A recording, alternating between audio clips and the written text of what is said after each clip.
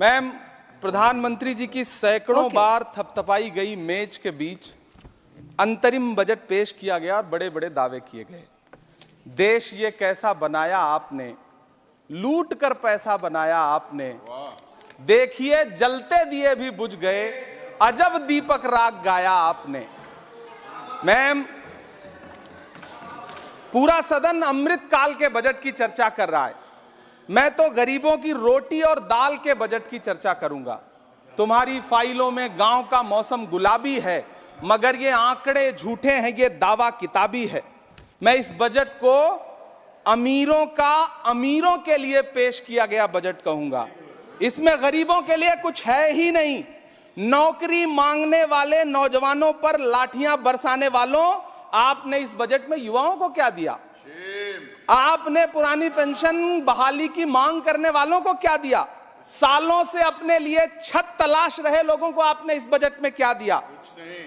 और फिर आपको पूरी उम्मीद है कि पूरा देश आपके इस पेश किए गए बजट पे लहालोट हो जाए, तालियां पीटे, मंगल गान गाए। कैसे संभव है? मैं सदन में खड़ा होकर के इस बजट पे चर्चा करते हुए कहना चाहता हूं कि इस बजट में फुटपाथ पर रहने वाले, छप्परों में रहने वाले, झुग्गियों में रहने वालों के लिए क्या है, उनके लिए क्या है जो प्रधानमंत्री के किए गए वायदों की बाट जोह रहे हैं। हर साल फरवरी की खूबसूरत सुबह और सजी हुई संसद से बरसते हुए झूठे वायदों की जवाबदेही कौन तय करेगा? कौन बताएगा कि 2022 में प्रधानमंत्री जी जो सबको पक्का मकान देने वाला वायदा किए थे उसका क्या हुआ? लोगों के सरों पर छत देने वाले प्रधानमंत्री जी के जुमलों से अलग उन्हें यह क्यों नहीं दिखता कि राज्यों में बैठे हुए उनके नुमाइंदे लोगों के सरों की छतें उजाड़ रहे हैं? उत्तर प्रदेश हो, असम हो, जम्मू कश्मीर हो, मध्य प्रदेश हो, भाजपा शासित राज्यों के बुलडोजर न सिर्फ लोगों के घरों को उजाड़ रहे हैं बल्कि कुचल रहे हैं लोकतंत्र को, संविधान को, अदालतों के मेयार को। मैम, मैं आंकड़ों की बाजीगरी से अलग हट करके इस बजट पर एक बात कहना चाहता हूं। आंकड़े तो ऐसे हैं इस बजट के, ये कह रहे हैं 4 करोड़, वित्त मंत्री जी 3 करोड़ कहती हैं, प्रधानमंत्री जी 4 करोड़ कहते हैं। पहले तो आप इस झूठ में ही आपस में ही सलट लीजिए कि 4 करोड़ सही है या 3 करोड़ सही है। मैं आंकड़े तो ऐसे हैं इस बजट के मैम कि जो सुने वो बस पथराई आंखें लेकर किंग कर्तव्य विमूढ़ हो जाए। लेकिन झील में पानी बरसता है हमारे देश में, झील में पानी बरसता है हमारे देश में, खेत पानी को तरसता है हमारे देश में, जिंदगी का हाल खस्ता है हमारे देश में, दूध महंगा खून सस्ता है हमारे देश में। मैम, रोजगार, महंगाई, किसान, मनरेगा, पेट्रोल डीजल के दाम, गैस सिलेंडर के दाम, फसलों की एमएसपी की गारंटी, इन सब जन सरोकार की बातों से इस बजट का कोई लेना देना नहीं। हमारे ट्रेजरी बेंच के साथी हंगामा कर रहे हैं। मैं तो कहना चाहता हूं मैम, वो एक बार इनके एक नेता एक गांव में गए और उन्होंने गांव में कहा कि गांव वालों आओ, मैं तुम्हारी समस्याएं समाप्त करना चाहता हूं। गांव वाले इकट्ठा हो गए। नेताजी ने गांव वालों से कहा बताओ तुम्हारी 2 समस्याएं बताओ, मैं दोनों समस्याओं का यहीं पे समाधान करूंगा। तो गांव वालों ने कहा साहब हमारी पहली समस्या है कि हमारे यहाँ कोई हॉस्पिटल नहीं है। तो नेताजी ने मोबाइल निकाला, कहीं फोन मिलाया और मिला के फोन पे पता नहीं क्या कुछ कहा कि यहाँ गांव में हॉस्पिटल नहीं है, हॉस्पिटल तुरंत, यहाँ हॉस्पिटल चाहिए। गांव वाले खुश हो गए कि 1 मिनट में यहाँ हॉस्पिटल आ रहा है। अगली समस्या के बारे में उन्होंने, नेताजी ने गांव वालों से कहा कि मैंने आपकी पहली समस्या समाप्त कर दी, दूसरी समस्या बताओ। तो गांव वालों ने कहा साहब इस गांव में कोई भी मोबाइल का नेटवर्क ही नहीं है। ये है इनके काम करने का तरीका, ये है झूठ बोलने का तरीका। इन्होंने वायदे किए बड़े बड़े, जो 10 साल के इनके वायदे हैं, मैं उनके बारे में बात करूंगा। वायदों से ज्यादा इनके नारों पे बात करूंगा। पहला नारा था बहुत हुई महंगाई की मार, अब की बार मोदी सरकार। आइए इस नारे की समीक्षा करते हैं। पेट्रोल, डीजल, गैस, ये तो बड़ी बड़ी बातें हैं। आटा, चावल, दूध, दही, पनीर, छाछ, सब चीज पे जीएसटी। अरे ये फिल्में टैक्स फ्री करने वाले लोग कफन तक पर जीएसटी लगा रहे हैं और ये गरीबों की बात करते हैं। मैम, ये सरकार झूठ की सरकार है, ये सरकार के जितने दावे हैं सब खोखले हैं। आज प्रधानमंत्री जी कह रहे थे सबका साथ सबका विकास। ये कैसा सबका साथ सबका विकास है कि मौलाना आजाद नेशनल फेलोशिप आपने बंद कर दी, आपने माइनॉरिटी डिपार्टमेंट का बजट घटा दिया। आप कह रहे हैं सबका साथ सबका विकास। आप बात करते हैं बेटी बचाओ बेटी पढ़ाओ। हमारी आंखें हाथरस से लेकर कठुआ से लेकर के और देश की जंतर मंतर की सड़क वो देख रहे हैं, जब हमारी ओलंपिक पदक लाने वाली बेटियों को प्रधानमंत्री की चौखट पे अपना मेडल रख देना पड़ रहा है। इससे शर्मनाक क्या हो सकता है। मैम, कृषि विकास दर जो 2014 में 4.6% थी, इस वर्ष गिरकर 1.8 कैसे हो गई? क्यों हर दिन 31 किसान आत्महत्या करने को मजबूर हैं? ये सरकार उन पर क्यों बात नहीं करती? कीमत तो बहुत बढ़ गई शहरों में धान की, लेकिन विदा ना हो सकी बेटी किसान की।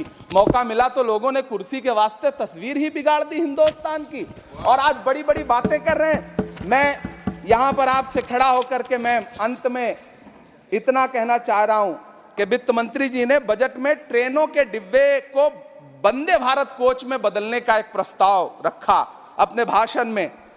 ठीक है, ये सुनने में कानों को बहुत अच्छा लगता है, लेकिन मैम, ये सरकार ट्रेनों की सुरक्षा के बुनियादी मुद्दों पर एक शब्द नहीं बोलना चाहती। बालासोर हादसे में घायल हुए लोगों की चिता की राख अभी तक ठंडी नहीं हुई है। वंदे भारत के वीडियो पोस्ट करने वाली ये सरकार कभी भारत की जनरल डिब्बों की, रेलवे के स्लीपर क्लास डिब्बों की वीडियो अगर पोस्ट करे ट्विटर पे तब समझ में आए। बिहार से, इलाहाबाद से, लखनऊ से दिल्ली आने वाली, मुंबई जाने वाली ट्रेनें देख लीजिए, उनकी हालत देख लीजिए, तो आपको लगेगा कि ये वही ट्रेनें हैं। आज स्थिति ये है कि रेलवे स्टेशन तो छोड़िए, रनवे पर खाना खिला रही हैं आपकी प्राइवेट एयरलाइंस। अभी आपने जुर्माना लगाया है, नोटिस दिया है एक एयरलाइंस को। यह स्थिति आपने करके रख दी है ट्रेनों की, एयरलाइंस की। ऐसे में मैम, कागजों पर तो आप कितना भी वंदे भारत और बुलेट ट्रेन सर पर दौड़ा लीजिए, लेकिन असल में भारत की ट्रेनों की डिब्बों की सवारियों की हालत देखने लायक है। अगर सरकार खुली आंखों से उसे देखना चाहे तो देखे और उनकी स्थिति सुधारे। आज अपने प्रधानमंत्री जी ने अपने भाषण में यहां खड़े होकर कई बार न्यू मिडिल क्लास की बड़ी चर्चा की, न्यू मिडिल क्लास जनरेट करेंगे। लेकिन मैं तो यहां खड़ा होकर के सरकार से कहना चाहता हूं कि न्यू मिडिल क्लास का जुमला अपने पास रखिए। यह बताइए कि जो पुराना मिडिल क्लास है उसके साथ आप कैसा व्यवहार कर रहे हैं। आज उसकी स्थिति क्या है? आप अमीरों के कर्जे माफ कर रहे हैं, उद्योगपतियों के कर्जे माफ कर रहे हैं, और यहां स्थिति यह हो गई है कि जो मिडिल क्लास, उसकी जो रोजमर्रा की जरूरत की चीजें हैं उस तक पर आपने जीएसटी लगा रखी है। आप फिल्में टैक्स फ्री करते हैं, लेकिन स्टूडेंट्स के प्रतियोगी परीक्षाओं के फॉर्म की फीस नहीं माफ कर सकते। आपको बाकी जगहों पर टैक्स लेना है, हर जगह टैक्स लेना है। मिडिल क्लास से आपका कोई रिश्ता नहीं। मिडिल क्लास तो आपसे कह रहा है कि मोहब्बत, भाईचारे के दीवाने दिन ही लौटा दो, वो सस्ती दाल सब्जी के सुहाने दिन ही लौटा दो। ये अच्छे दिन तो अंबानी अडानी को मुबारक हो, हमें ऐसा करो साहब पुराने दिन ही लौटा दो। वो पुराने दिन जो बहुत अच्छे थे, वो पुराने दिन जहां लोग एक दूसरे से मिलजुल करके रहते थे। मैम, इलाहाबाद, दिल्ली, कोटा जैसे शहरों में छोटे छोटे कमरों में अभावों के साथ पढ़ाई कर रहे युवा किताबों के साथ गल चुके हैं। उनके हिस्से अधेड़ अवस्था तो आई है, लेकिन नौकरी और रोजगार नहीं आया। हर साल 2 करोड़ नौकरियां देने का दावा करने वाली ये सरकार 10 साल में युवाओं को नौकरियां नहीं दे पा रही है। 20 करोड़ नौकरियों का बोझ है इस सरकार के कंधे पर, और 2024 में देश देखेगा कि उन्हीं 20 करोड़ नौकरियों के बोझ तले दबकर बैठ जाएगी ये सरकार। ये देश देखेगा, क्योंकि जिस ओर जवानी चलती है उस ओर जमाना चलता है। देश का युवा नाराज है, देश का युवा गुस्से में है। ऐसे में उसकी पीड़ा को इस बजट में कहीं भी आवाज देने की कोशिश नहीं की गई। मैं आपके बीच खड़ा हूं, मैं तो वित्त मंत्री जी का भाषण सुन रहा था। यह कहा जा रहा था ये अमृत काल का बजट है, ये अमृत काल का बजट है। ये कौन सा बजट है ये बाद में तय होगा, लेकिन मैं इतना जानता हूं कि ये इस सरकार का अंतिम बजट है, आखिरी बजट है। इसके बाद न्याय का बजट पेश होगा, जिसकी चर्चा राहुल गांधी जी पूरे देश में कर रहे हैं। न्याय का बजट, 5 न्याय, महिलाओं के लिए, युवाओं के के लिए सामाजिक न्याय की बात जिसकी चर्चा पूरे देश में जाकर के राहुल गांधी जी कर रहे हैं, वो न्याय का बजट पेश होगा अगली बार। ये इस सरकार का अंतिम बजट है, अंतिम बजट है। अमृतकाल में गरीबों की रोटी और दाल के लिए इस बजट में कोई प्राविधान नहीं है, कोई चर्चा नहीं है। बहुत बहुत धन्यवाद। Thank you.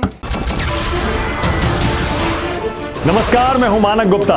अगर आपको हमारा ये वीडियो पसंद आया हो तो इसे लाइक और शेयर जरूर करें, और हां, हमें सब्सक्राइब और फॉलो करना ना भूलें ताकि आप देश और दुनिया की कोई खबर मिस ना करें।